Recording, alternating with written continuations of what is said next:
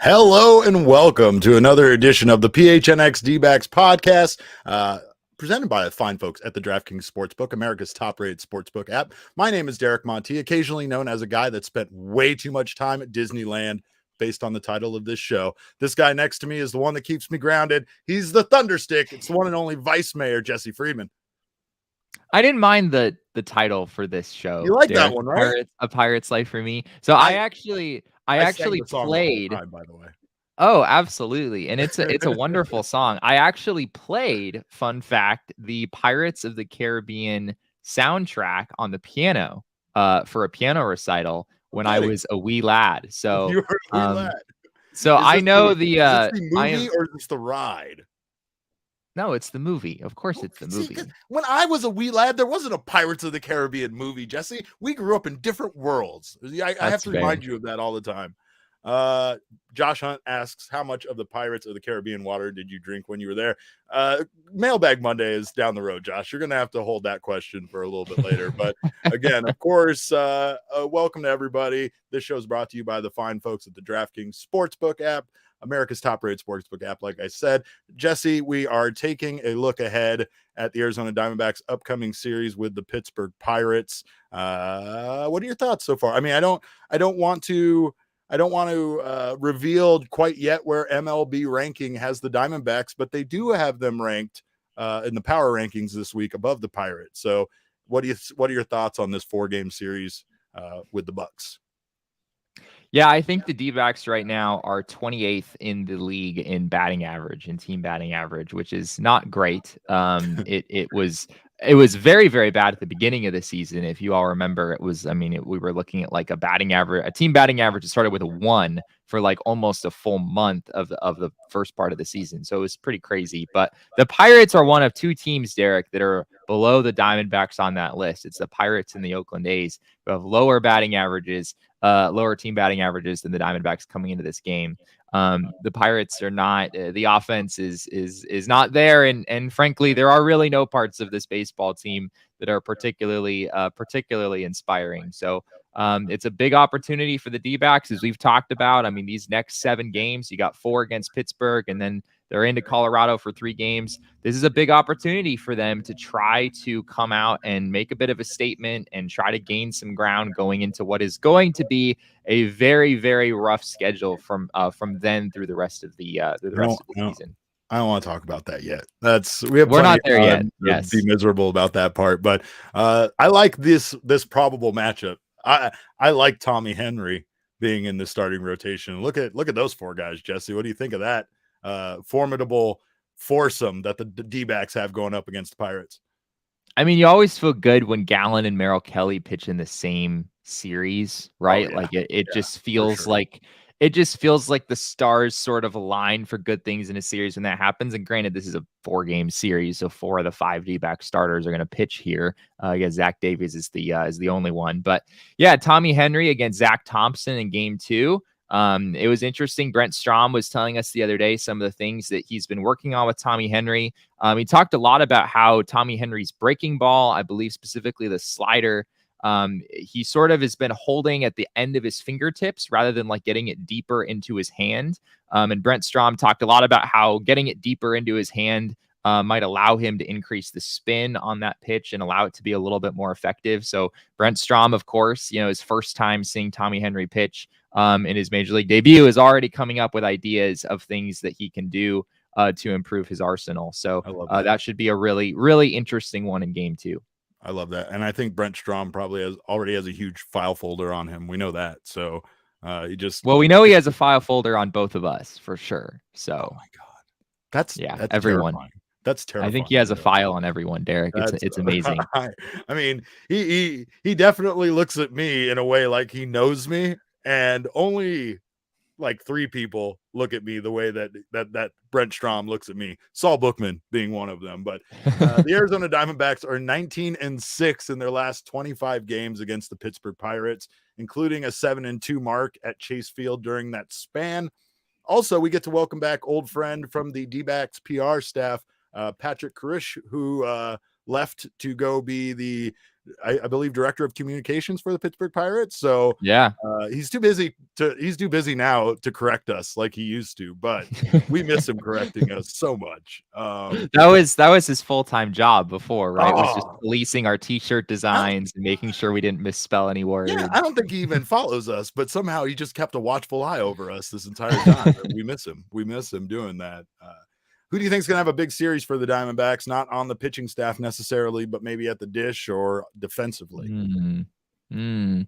I think we've seen so Geraldo Perdomo is one guy that I think I'm just kind of watching a little bit more closely than normal. Sure. Just he just had like that big moment in the game on Friday night against the Rockies, and I think I think we just want to see more of that, right? Like we want to Yeah. see Geraldo Perdomo take steps forward and grow into this player that the Diamondbacks have really bet on him being. I mean, they traded Jazz Chisholm a few years ago, who was at the time a lot of people had ranked as their best prospect. And it's a lot of people view that trade as being like the Diamondbacks traded Chisholm because they believed in Geraldo Perdomo and what he could become at the big league level.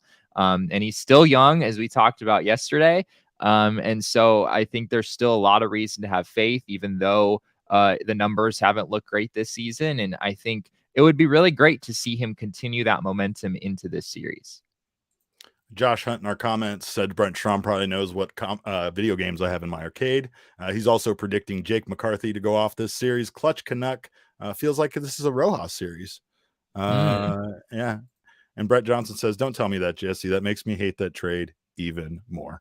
Well, yeah. I mean, you got Zach Gallen. I mean, come on now. I know there are some trades to hate on in the Diamondbacks' recent history. We fully acknowledge that around here, but the Zach Gallen for Jazz Chisholm trade, I don't think that's one that you're that should be keeping you up at night. No. I still wonder where he would like fit in. I don't doubt that he would be on the Diamondbacks major league roster at this point if he was still on the team, but how would that factor in with extending Cattell and everything else? It's interesting to me to wonder about how that would have changed things for this team.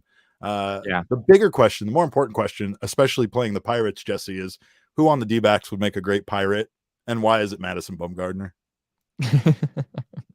Didn't we just call Madison Bumgarner the princess the other day? I think someone else did. I believed we called him the criminal, if I'm not mistaken. Oh, you're right. Yeah, okay. Which goes along with the pirate persona, right? I think so. Yeah, it's sort of, there's definitely a connection there. I mean, that makes sense. Jesse, I'm throwing the probables back up there. Tell me which man of these 8 men looks like he captains a pirate ship. Tell me that. Yeah, it's probably Madison Bumgarner. Yeah, right. Okay, then see, I'm not just jumping to conclusions here. It's although JT Brubaker look like this. JT Brubaker, I think might be a close second. Oh yeah, that guy. He looks like a first mate, like a powerful first mate. That's going to be again very formidable, very formidable. Yeah, that's all we got for the Pirate series. Hopefully, the Diamondbacks can really, of course, come out on top.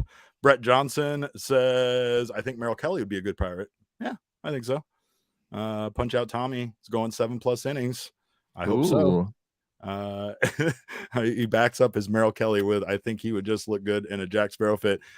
More importantly, I'm pretty sure Chris Elliott, at one point, the actor, played a pirate in some movie, and I'm going to find that picture and put it on our Twitter account for sure.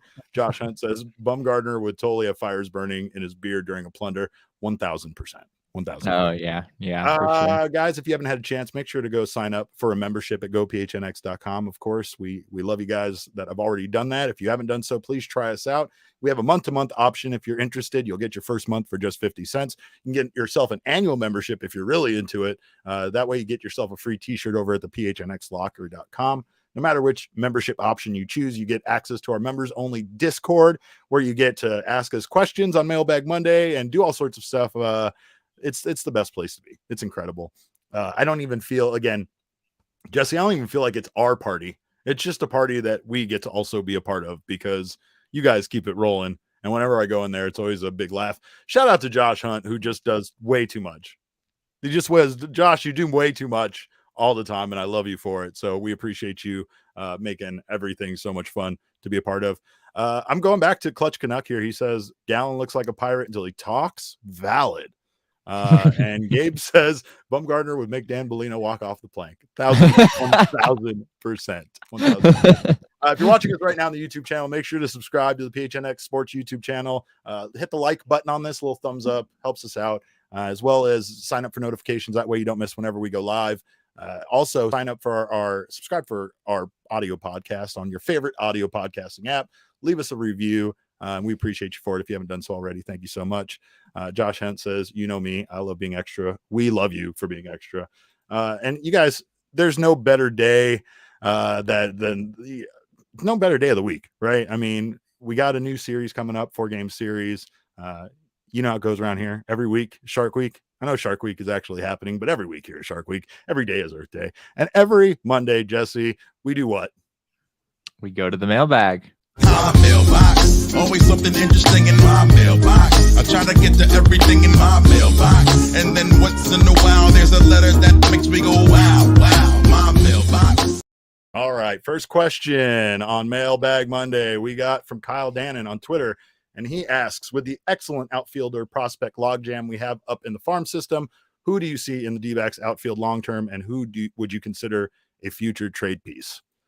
I don't like this question, but I think it's a valid question. I say I don't like it because I don't like thinking about who of our wonderful outfielders that we're going to eventually part ways with. But it does feel like that's the case, right, Jesse? You can only have so many outfielders, and a lot of them are very close in age and very close in, possible, or I guess you could say potential as a major league outfielder.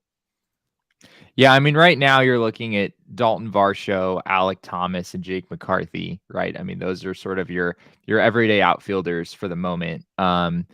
Long term, things get pretty tricky, Derek. I mean, we've got Corbin Carroll not that far away. Once again, he had an incredible day for Reno yesterday. He was a triple shy of the cycle in that game. He hit his 21st home run of the season. He's certainly knocking on the door. Drew Jones is a few years away, but you certainly have to keep his name in mind when you're thinking about the long term of this organization. I don't know. It's really hard to answer this. The Diamondbacks have an excess of outfielders. We've talked about that for a while. I'm inclined to think, Derek, that if there's any guy that might draw trade interest and the Diamondbacks could probably get a decent return for him, and it might make some sense to pursue, it could be Dalton Varsho. Don't say it. Don't say it. I knew you were going to say it. I didn't want to hear you say it because I think the same thing.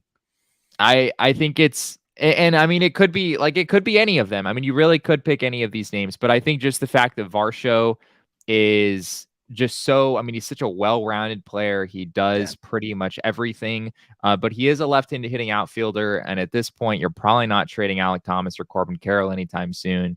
And so I think now that he has a couple major league seasons under his belt, I could see other teams being interested in him and willing to pay a decent amount for him. But it's a good point that eventually the Diamondbacks are probably going to have to make a trade to clean up this situation.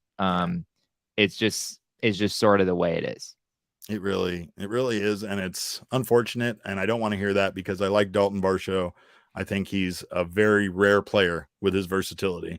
You know, we've talked about how many tools does he have, Derek? Yes, he has all the tools. He has all the tools. Yeah. He has every single tool, power tools, every single one, saw tools, managerial tools. I said that I think Dalton Varsho could step in.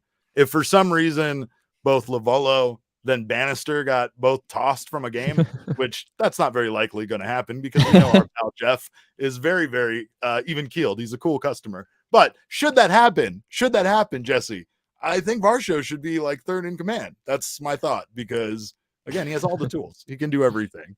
He does have all the tools. But yeah, that's definitely not something I like to hear. And Brett Johnson kind of feels the same way. He says we would need a solid return for him, to be honest, especially if he keeps this up. And I agree. Ben says it may depend on if they're in the playoff contention and need to make a trade and who that trade partner is and what they need. That's a lot of variables, Ben. But yes, I agree. Yeah. All right. Question 2. Grant Lyon at Grant Lyon 31 on Twitter says, where is Ken Kendrick and does he care about improving the roster to actually contend for an NL West title in my lifetime? Well, that depends, Grant. How old are you? How much time you got left? I don't know. First, I say Ken Kendrick doesn't really make these moves, right? I mean, I'm sure they're at the end of the day, they're just signing off and stuff on him. But, Mike Hazen obviously is the one that's been trying to put this team back together ever since he came here. My analogy for this was that Mike Hazen was given a broken vase and told to fix it before mom got home, and all he was given was super glue, and he somehow has done it. It actually holds water. It's not great. You can see the cracks in it. You definitely know it was broken at one point, but it's back in one piece. The Diamondbacks were shattered by the former regime, and I think that they've actually done a decent job. But I think that if you look at what is happening right now with the San Diego Padres, it's probably temporary, right? I'm not going to go out and say that the Padres, what happened with them against the Dodgers this weekend is indicative of the rest of their season. What I'm going to say is that the Padres went out, did all this stuff, and people, including myself, were like, oh man, this team's going to bulldoze the rest of the season. And, they didn't, they haven't. And they haven't really shown that that necessarily bringing in Josh Bell and Juan Soto is necessarily at this point going to lead to them being this juggernaut that can't be defeated, right? It takes more than that. And sometimes spending all of that money, doing all of this stuff for nothing, like the Padres potentially might not even make the playoffs, let's say. I'm just saying that's a possibility. If that's the case, then they did all of this really for nothing. And especially, obviously Juan Soto is going to be here for a while. Josh Bell is a free agent at the end of the season, but they definitely mortgaged a decent portion of their future and their current roster to improve for these two guys. And that doesn't necessarily mean it's going to happen. The point of me saying this in this comparison is I think the Diamondbacks are very realistic about the team they have and the success that they can have. Adding one high-priced free agent like the Colorado Rockies did with Chris Bryant isn't going to improve the Diamondbacks to a point where now they're going to make the playoffs. I think they are confident in their farm system and their young players. I think they do believe that they have the next superstars developing in their system. And at this point, what really is the point of spending all of that money just to bring in a high-priced free agent, big name?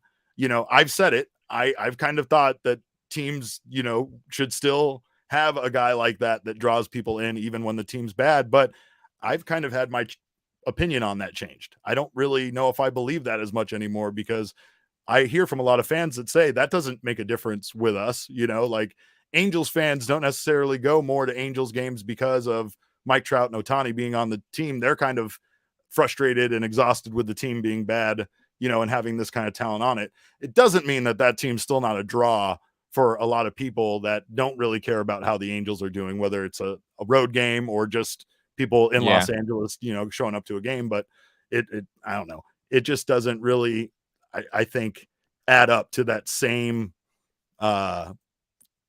return financially that you think it's going to by having a high-priced player on your team that's going to draw people in. Yeah, I mean, I wrote a big article about Ken Kendrick and the Diamondbacks ownership group several months ago. And I looked at the numbers, and basically the conclusion was that Ken Kendrick spends about the amount of money that you'd expect him to relative to the amount of revenue that the Diamondbacks bring in. I know he has a bad name for a number of different things that have happened over the course of his tenure, but in terms of his willingness to spend on the team, I think he probably gets a little bit more negative attention than maybe he should. And from what I know, Derek, and I know that Gambo over in Arizona Sports is fairly plugged into the Diamondbacks ownership situation. He's talked a lot about how once the Diamondbacks get to a point where it looks like they are ready to contend again, which, let's face it, that was never going to be this season. Apparently Ken is willing to spend. He is willing to escalate the spending quite a bit once the Diamondbacks are back in the mix and back in a place where they can actually do this. And we've seen that in the past. Like at times when the Diamondbacks have shown the ability to contend, they've gone out and, they've touched 110, 120 million. I think we could see even higher in these next couple of years as this team continues to improve. So I understand the frustration. I know that especially these last couple of years, it's been rough, and there have been a lot of lower price free agents that have played for the Diamondbacks. But I really do think that once this young core comes to the majors and shows what they can do, I think you'll see the Diamondbacks' willingness to spend open up a little bit. Brett says, don't do that to me. Don't get my hopes up. Sorry, Brett. That's what we're here for. And Ben's right. I agree, Ben.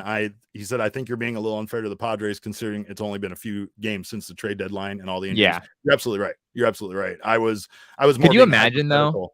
You know, could you imagine like what if the Padres did all of this? And I don't think this is going to happen. I think it's a fair point what Ben just said, but could you imagine if the Padres made all these moves? I mean, as of right now, if it weren't for the addition of the third wild card spot, the Padres are not a playoff team as of this moment. They only are because of the third wild card spot, and they don't have a substantial lead in that spot. I think they have like a half game or a full game clear over the next team in that race. So I don't know, Derek. What do you think it would be like in San Diego if things turned sour over these last 2 months? I think that's the problem when you make these kind of big acquisitions, right? No matter how you make them, trades, free agency, it doesn't matter. There comes expectations with it. And right now, I think that's the reason why some people have different feelings about the team this year for the Diamondbacks, right? Some people's expectations for their team is, making the playoffs, having an above 500 record. That's all that matters. If you can do that, then it's considered a success, and anything short isn't. This season, it's hard to expect that much of an improvement from last year. So if you haven't reset your expectations with the Diamondbacks a little bit, then you're probably going to be disappointed with the results of this season, right? But the Padres, they just keep stacking on their expectations, right? And they've done this before. Like AJ Preller, I feel like this is like round 4 of AJ Preller going for it and hoping that what he does actually pans out in the end. The San Diego Yankees, I like that. Absolutely. Billy asked, how was Disneyland? It was fantastic and expensive. Isaiah, hello Isaiah, always good to see you, man. But also, right, I don't know, the Diamondbacks definitely have a different series of expectations now going forward, and I think that this season is going to move that needle as far as the expectations for the future. So Ken Kendrick should be ready to supplement this team at some point with the positional needs that they have when they're at that point, but they're still not there yet, right? And that's still probably 2 seasons away. But if they can determine their core and have this pitching staff continue to be, at least the starting pitching staff, as good as it's been at times, then we can definitely see this team do that, make that next step, right? Next question. Don's Bread asks, if Megaran asked the D-backs to two-step to one of his songs, which D-backs player would be the best at it? This is what I was two-stepping, Jesse, with a baby in my hand at the Game On Expo proudly. Don's Bread complimented my two-step, said I had a good two-step, but it's definitely I think Ketel Marte, but then on the other side, I think Madison Bumgarner. I think he's already got a good two-step in him. I think he does. I don't know. He's just become our blanket answer to every single question. He's such an enigma. It's the best answer for every question. I honestly think our best two-steppers actually are no longer on the team. And I don't mean to be depressing about that, but Luke Weaver, by far. I did think about Luke Weaver. If you have ever seen Luke Weaver shake his ass, you know that guy has a different level of rhythm and passion for the game of dance. David Peralta, also a fantastic individual when it comes to dancing. I will. Sorry, go ahead. No, please go ahead. I was just gonna say, so I found out the other day that apparently Noe Ramirez is in charge of. He's sort of like the clubhouse DJ. He and Joe Mantiply, and so I feel like if he has that responsibility, that's an odd duo of DJs, right? I don't. It is, yeah. It not necessarily the guys you'd expect, right? But I imagine that Noe Ramirez, given his passion for music, maybe he'd be that guy. I don't know. There's a lot of Alec Thomas votes in the chat. Chris says she's going Mad Bum. Yep. But you know what? The best way to fantasize about this scenario is with our friends at OGs. If you haven't done so already, go grab yourself some OGs. That'll really get the thought process going. They have a wonderful variety of doses, strains, as well as flavors, because that's what they're all about. They're all about flavoring life. And our friends OGs definitely love doing that. Make sure to check out our OGs promotion we got going on right now. Go to gophnx.com and enter this Flavoring Life sweepstakes. That's me. This is the OG's. I'm being told this is the OG's social media manager. So I just want to apologize publicly for all the times I've said I don't know who this woman is. That was mostly on me, though, not on her at all in any way. But enter our Flavoring Life sweepstakes over at gophnx.com. One winner will receive 3 bags of OG's gummies, including orange creamsicle and tropical flavors, an OG's hat, a PHNX shirt of your choice, and a PHNX annual membership. Sign up at gophnx.com or click the link below in our show notes. Check out OG's online at ogsbrands.com if you haven't had a chance to check them out. Also, go to your local dispensary. You can get them on Instagram, and that's all at OG's Brands, and that's OGEEZ. You can find their products at your local dispensary. Must be 21 years or older to purchase. And speaking of 21 years or older to purchase, also check out our friends at Four Peaks. Four Peaks is the absolute best, Jesse. It's the official beer of PHNX. It's the official beer of Derek Montilla. Well, I don't have a personal endorsement with them, but I just say that. I'm proudly a Four Peaks. They're my beer. That's what I'm going with. And they have a wonderful variety of beers. We are going to be out at Four Peaks the final Wednesday of every month. So make sure to join us at their 8th Street pub. If you haven't had a chance to do so already, great food, great times, great beers. If you don't get a chance to do that, make sure to try their beers at your local grocery store or your local convenience store, liquor store.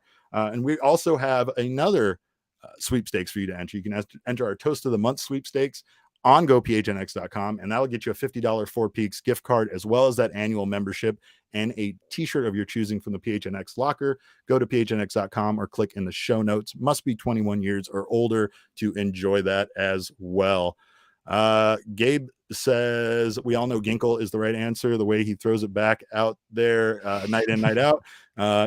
Yeah, we see what he's got going on back there. Clutch Canuck says, imagining Mark Melancon two-stepping with a straight face is frightening me. That's a new idea. That's a new idea to me as well. And yes, Chris, it is the mayoral beer. I don't know if I can claim that. That seems like there needs to be a certification process for that. But I also became the mayor of Disneyland just by going into the town hall and asking if there was one. And they said no. And I said, can I be it? And they laughed, but I didn't. I was serious. And I am now the mayor of Disneyland as well as mayor of PHNX. That's the way it works. I'm also the mayor of Reseda, California. There's a whole backstory with that. That's how this whole mayoral gig started. But more mailbag questions. I'm not done yet, Jesse. We got more. No. What do we got here? What's the best cheese flavored chip, Jesse? I don't think there are that many cheese flavored chips, to be frank. I'm aware. What do you mean there's not any cheese flavored chips? There are so many cheese flavored chips. So there's nacho cheese Doritos, and then there's the sour cream and cheddar Ruffles. I think I've had those a number of times.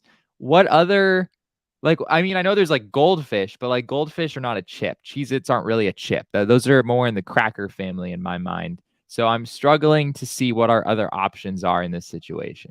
There's queso Ruffles. There's the cheddar and sour cream variety in so many different chip forms. Right. Yes, well, Ruffles I just said that. I just said that. All the different variety of Cheetos, Jesse. Hot Cheetos. There's so many different Cheetos. I'm looking at this page. This is incredible. Come on. So you got to pick one. That's the point. That's what we're here for. We're here to pick what is the best overall cheese flavored chip. Out of the ones that I have tried, and you're right, Cheetos definitely belongs in the conversation. I forgot about Cheetos. I don't really like Cheetos, honestly, so I sort of glossed over that. And in my household, you know how they sell the assortment of different chips, and you buy this big package, and it has a bunch of individual size bags of all these different chips. And in my household, the Cheetos were always the last ones. Nobody wanted the Cheetos. And then eventually when you're really hungry, late at night on a weekend or something, and there's nothing else to eat, that's when those Cheetos would finally get eaten. So all that to say, Cheetos are not the answer for me, but I do love me a nacho cheese Dorito. They're classic and they're pretty tasty. So that's probably what I would say. Oh, yeah. I have to go with a classic myself, because if I go with anything too obscure, I know I'll get roasted. But cheddar and sour cream Ruffles are just fantastic. They're fantastic all the time. they're never not good. Elizabeth says cheddar and sour cream ruffles. She agrees with me. Good fish? Goldfish? I think you're going for Goldfish, goldfish. Do probably. goldfish qualify? You said no. They're more in the I cracker don't think family. so. Cheez-Its Goldfish are or all in the cracker crackers. family. I think Cheez-Its are Pringles crackers does have too. cheese flavored. All Pringles are pretty good. But I don't know. It kind of comes down to like Doritos, Cheetos. There's a couple of ones that I just think of. And it's, I don't want to, I can't use the word iconic for cheese chips, can I? I mean, but there's some that stick out, and then there's just lots of other ones, right? Okay, so if it was Goldfish or Cheez-Its, if we were allowed to include the crackers in the Oh, they still conversation, don't which of qualify. those two would you pick? No. I mean goldfish maybe, but I'm still not putting those above Doritos or cheddar. Sure. And sour cream. Okay. But like if you were to choose, but separate conversation, if you were to choose between Goldfish and Cheez-Its, and their various varieties, what would you say? Are we saying if we're saying cheese flavored chip, then Cheez-Its. Because Goldfish just has too many variety. So I don't think necessarily immediately of Goldfish. Like my daughter loved pretzel Goldfish. So I tend to just for some reason think Goldfish pretzel. That's my connection immediately. But it's just because it's one of the flavors that they have, right? I don't even get me started on the fact that there's the fucking original flavored Goldfish, because I still won't forget that somebody brought original flavored Goldfish into our office. And do you not like them? Do you not like the original? I didn't even know these things existed. I didn't know there was an original flavored Goldfish that was just plain Goldfish. I did not know. They have all sorts of other flavors now. They have like a white cheddar version, and then they have like an extra, but I'm talking about the one version with no flavor on it. That's what I'm talking about. There is the original Goldfish. Well, it's not that they don't have any flavor. They're just like the original. It's not cheese. It's not anything. It's just a fucking yes, cracker. It is. It's still cheese. Not. I think the original. I think that's the best. I think that's the best type of Goldfish in my mind. Get out of here. Get out of here. That says a lot about you. The plain Goldfish is your favorite. I do like white cheddar Cheez-Its, though. I would not go with the original Cheez-It. I would go with the white cheddar Cheez-Its. So there you go. That's fine. I'll allow it. Next question. This is an actual baseball question, I guess. Adam Fox 0 thoughts. Fox Sports Adam Zona asks thoughts on a continued reunion with Ian Kennedy in the offseason to another 1-year deal. I don't hate it. I mean, the deal is already there. It's a team option for $4 million, I want to say. And at this point, given how well he's pitched this season, I think it's pretty likely the Diamondbacks pick up that team option. So I think you'll probably see him next year. Yep. I agree with that. That one was easy. That one's easy enough.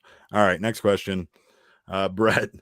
Brett in our Discord asked, do you think the D-backs take a shot for a guy like Hader next year? We are starting to get some pieces, and having a lockdown closer that's still young would be exciting. Yes, it would. Do I think they're going to? No, I don't. I don't think that they're going to.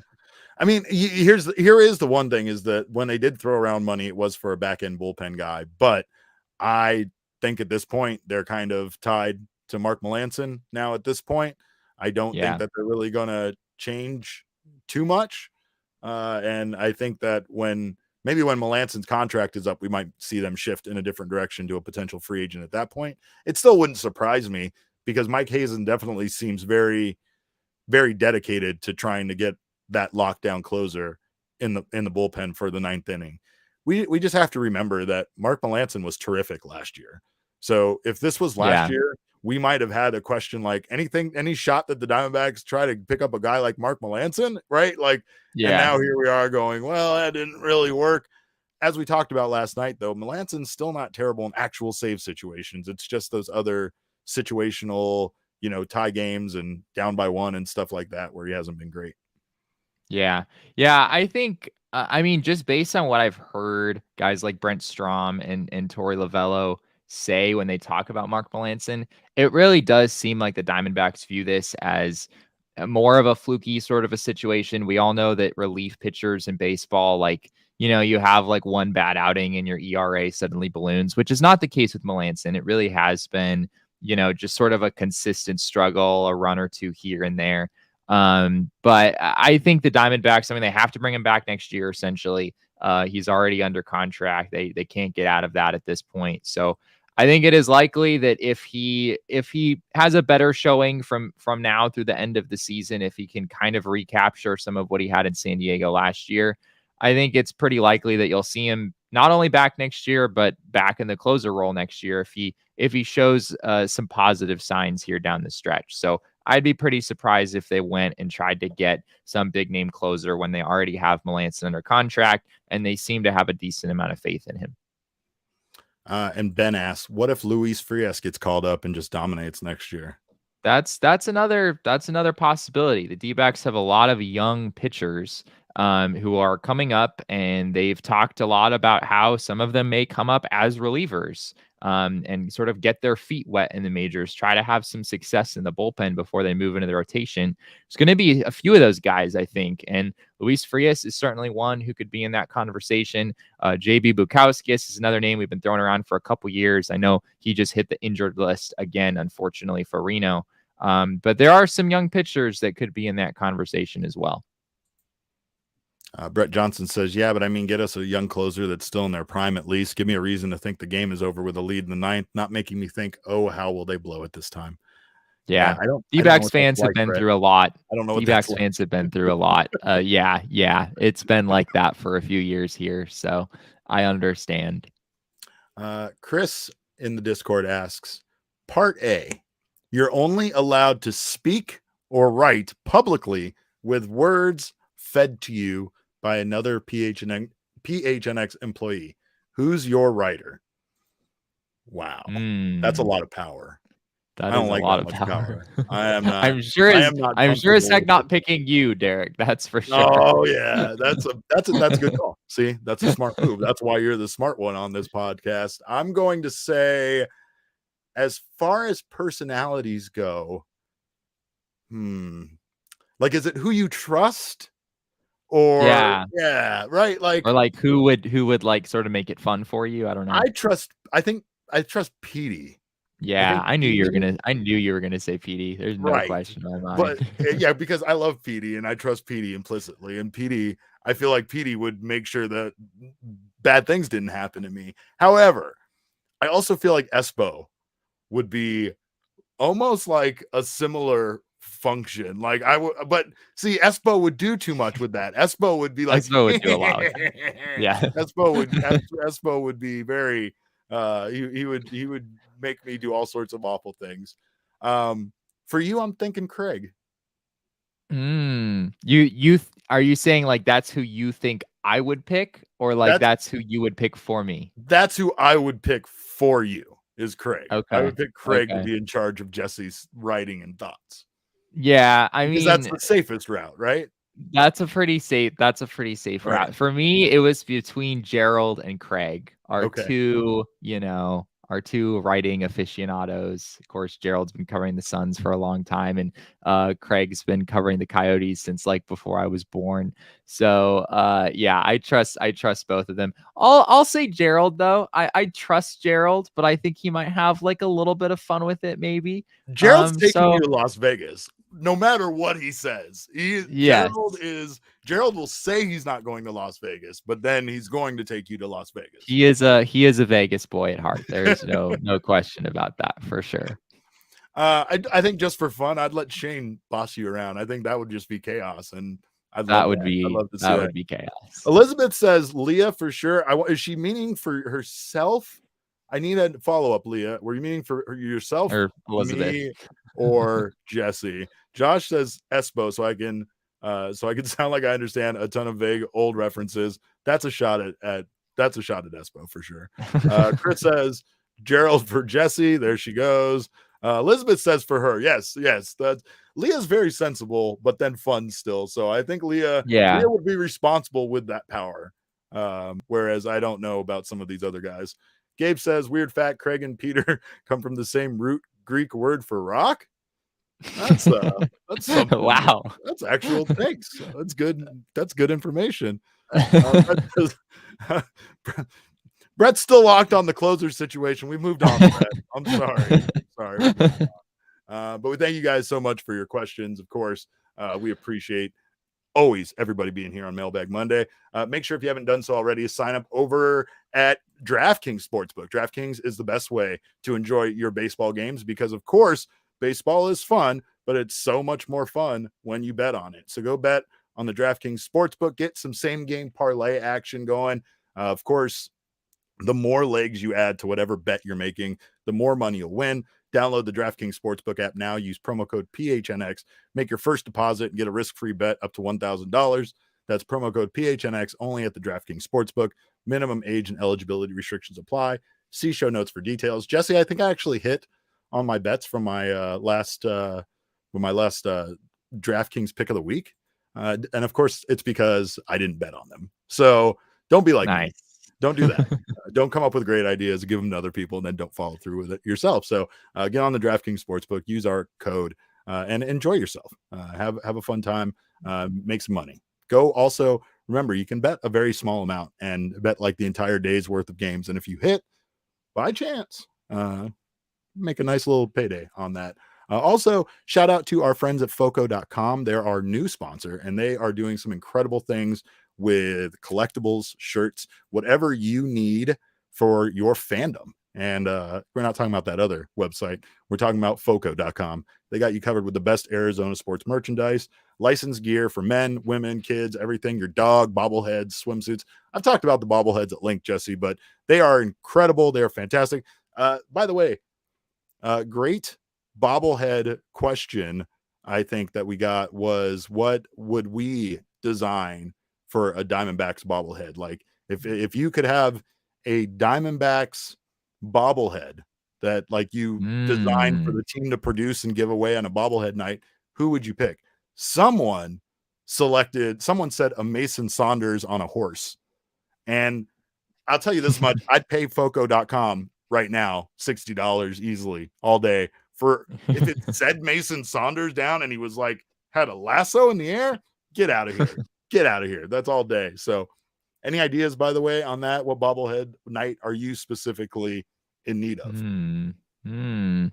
Yeah, that's a good question. Ooh. I like Clutch Canuck. Marte flexing bobblehead. This oh yeah, I like that. That would be good. Yeah. That would be good. That would be good. I mean, there's the other night. What was Josh Rojas doing with this?